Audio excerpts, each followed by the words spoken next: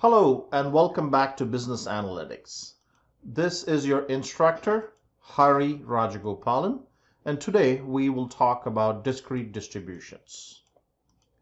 So just to recap a little bit, we are in descriptive analytics, and once you finish descriptive analytics, we'll move on to predictive, then go to prescriptive before we actually start talking about risk analytics.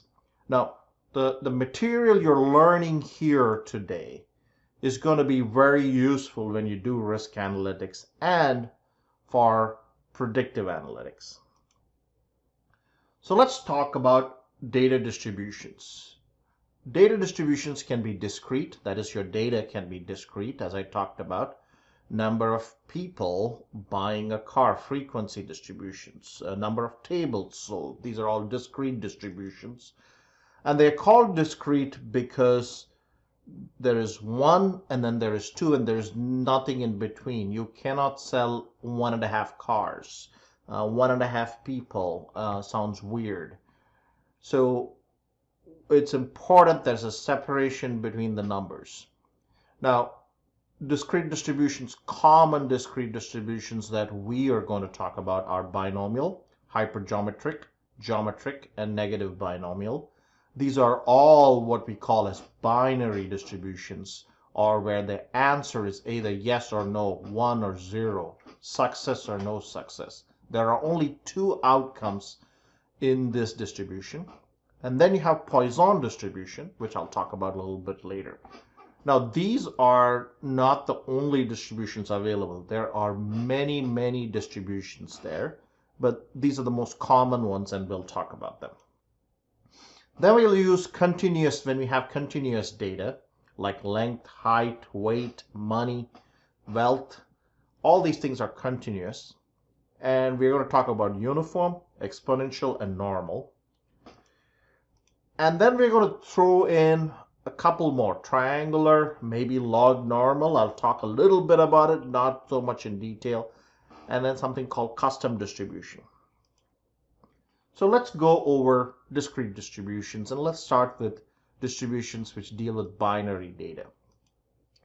So here are the binary distributions, that is data which has only two outcomes.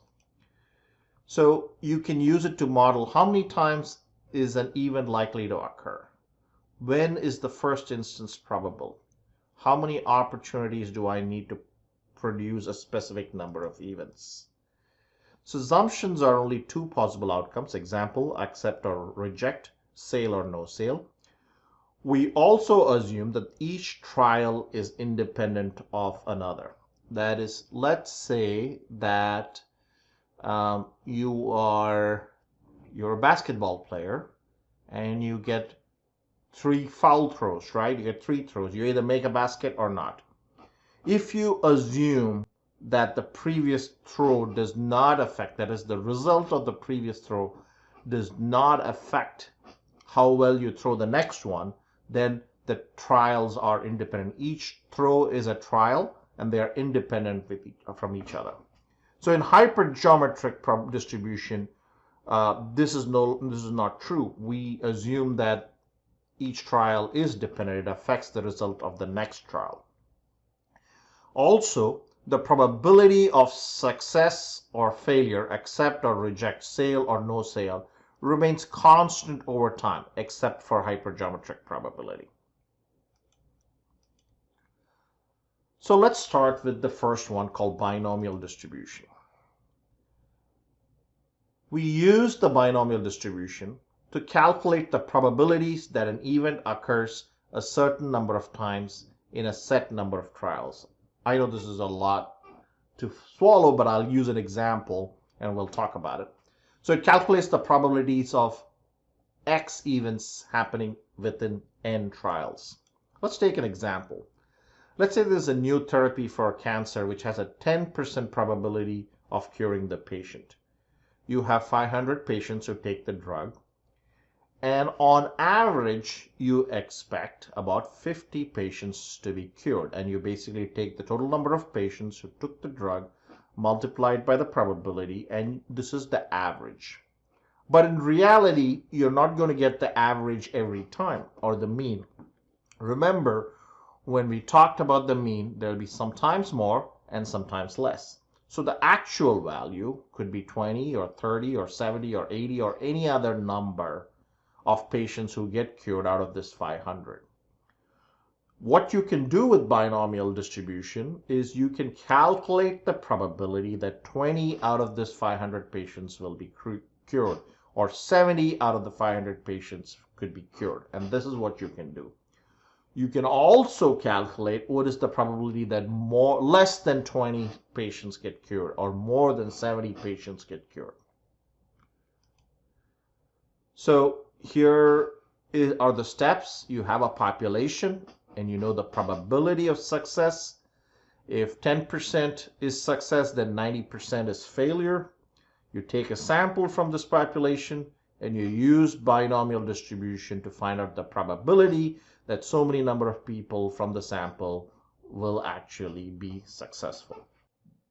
So let's look at how you're going to do this in Excel, the binomial distribution problem. Excel has a function which is called binom dist.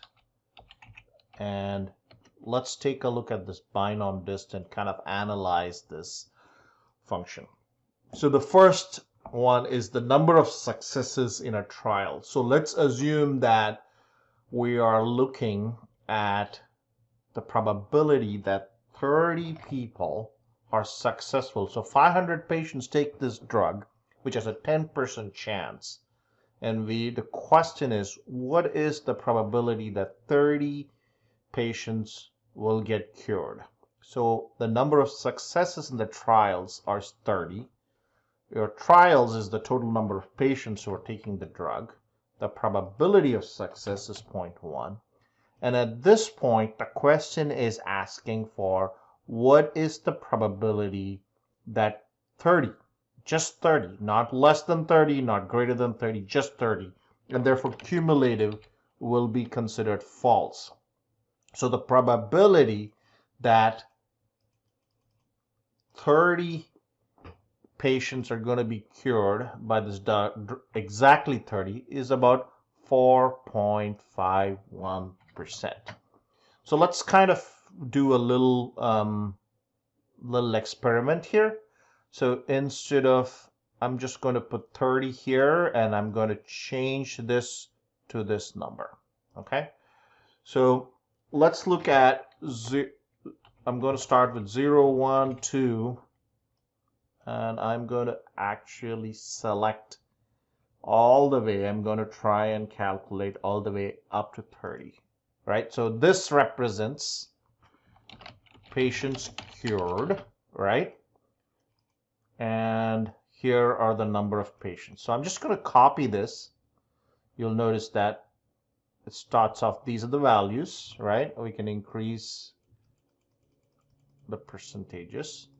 And I'm going to go ahead and do the sum of the 0 to 30. Basically, we're saying, what's the probability 30 or less? And we get about 0.1% that 30 or less people are going to be cured. You can get the same value by using this binom dist, right? And instead of saying false, if you say true, then you're looking at the same value. So when you do something, when you say something is cumulative and you put that as true, you're saying this value and all the values before that, 0 to 30. Okay, and if you want to know what's greater than 30, you just do 1 minus this. So 90. What's the probability more than 30 people are going to get cured? That's about 99.89%. Okay, hopefully this explains what this cumulative function is. So if the cumulative is false, you're looking at that exact number. If it's true, you're looking at all the numbers. It's less than or equal to that number. I hope this helps. Now we did binom dist, which basically looked at the probability of getting a particular value. But you can also look at the other way around, which is if you have the probability and you want to find out what the value is, right? You can use binom inverse. So binom inverse essentially asks you for the number of trials. Here it's 500. The probability of success is 10%. And let's say we want to figure out 1%. What's the probability you will get at least 1%? And the answer comes out to be 35. Let's look at geometric distribution. You use the geometric distribution when you know the probability of an event occurring and want to calculate the probability of the event first occurring during a specific trial. So let's take an example of this. Let's say you know that an independent candidate has 3% support from a population.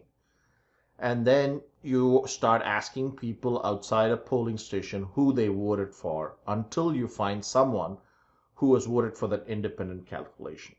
So you're essentially looking at the probability of getting a person who voted for that independent candidate in, for example, 5 trials, or the 6th person says yes, or the 10th person says yes.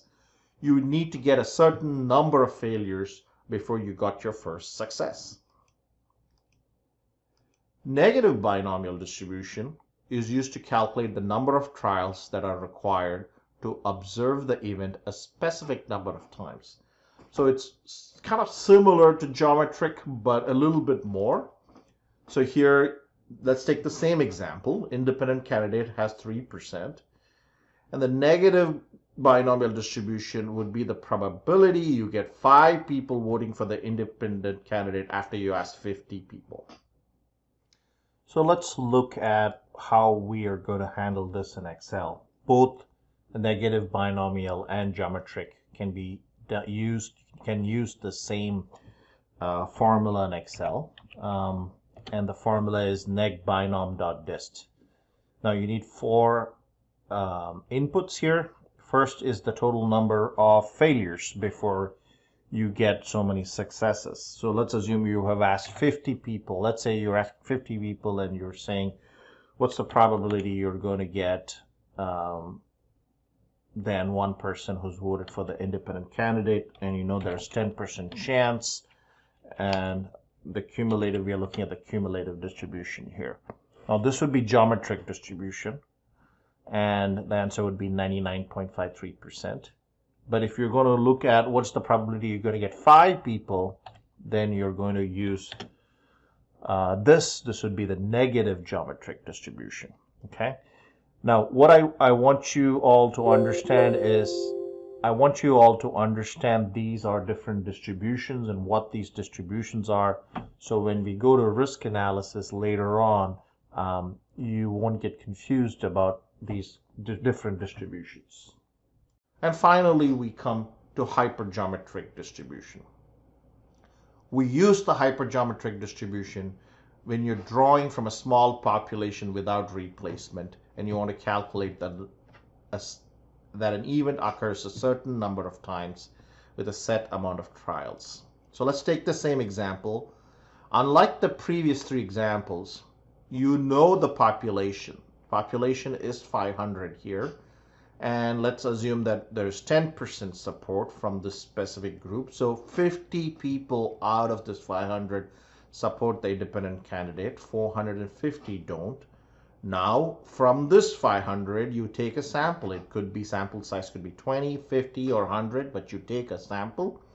And then you try to figure out in this sample how the probability that, so many people voted for the candidate. So the main difference between binomial and hypergeometric is that in binomial, you would not know the population size, and therefore you would assume the probability of selecting someone is constant. So here is an example. We have 500, 10% belong to group A, 90% belong to group B, and therefore we know what the mixture is here. Then we take a sample, let's say 30, And you can use hypergeometric probability distribution to find out that a certain number of people will be in group A, and that should give you the answer. So for Excel and hypergeometric, we used hypgeom.dist, and we can actually take the same problem. The problem was we had a population size of 500, so we put it under number underscore pop, which is the population size. We knew 10% would vote for the independent candidate. 10% of 500 is 50. So we actually put the number, not the probability, right? Now, let's say we take a sample of number underscore sample. This is the sample size, let's say 50, and we want to find out what's the probability that 10 people are voting for this candidate out of this 50. You can, if you want exactly that 10, the answer is 1.2%. If you want 10 or less, then you use cumulative, and that'll be 99.38. So this will give you your hypergeometric probability distribution. Now we come to a distribution which is not binary, a discrete distribution, where you're looking at the number of events, discrete events that happen probably in a period of time. And this is called Poisson distribution. Poisson process is a model of series of discrete events where the average time between events is known, but the exact timing of events is random. This is used a lot in queuing, and the assumption is that the arrival of event is independent of the event before. So let's take an example. Suppose we own a website which our content delivery network tells us goes down on average once per 60 days. One failure does not affect the probability of the next. All we know that is on average, it drops every 60 days. So other examples are average number of customers calling a help center. So you could say we have 10 customers an hour on average coming in, or the average number of movements in a stock price per day. It doesn't always have to be per time block. It could also be average number of defects per item. So let's take a look here. Let's take this example of having a failure once in 60 days. So when we kind of start measuring it, here's 50th day and you had one failure. Then 25 days later, you had a second failure. And then there's nothing until another 55 days. Then there is nothing till about the 200th day. So you'll notice that while each individual might occur frequently or there's more delay, the average comes out to be 60. So here is the example of how this distribution, probability distribution, looks. And as you can see, the average, here's when the average is equal to 1. And then you have average is equal to 4, and then average is equal to 10. You can see the probabilities here based on that. And this is example of Poisson distribution. So let's take an example of Poisson distribution. Assume that the average rate of customers calling customer support is about 30 customers per hour. And now you're asked, what is the probability that you get 20 customers calling, right? So you know on average you get 30 per hour, but you want to know what's the probability in the next hour you get 20. So you use Poisson, and the X here is 20. This is 30, and it's just, if you are looking at exactly 20, what's the probability you're getting exactly 20, you're going to say cumulative is false, and so you get 1.34%. But if you want to find out what's the probability you get 20 or less customers, you're going to put 2, that's 3.5%, right? So if this is probability you're getting 20 or less customers. So 20, so if you have more than 20 is the question, you would have to do 1 minus this value, okay? So This is how you get Poisson probabilities for Poisson distribution.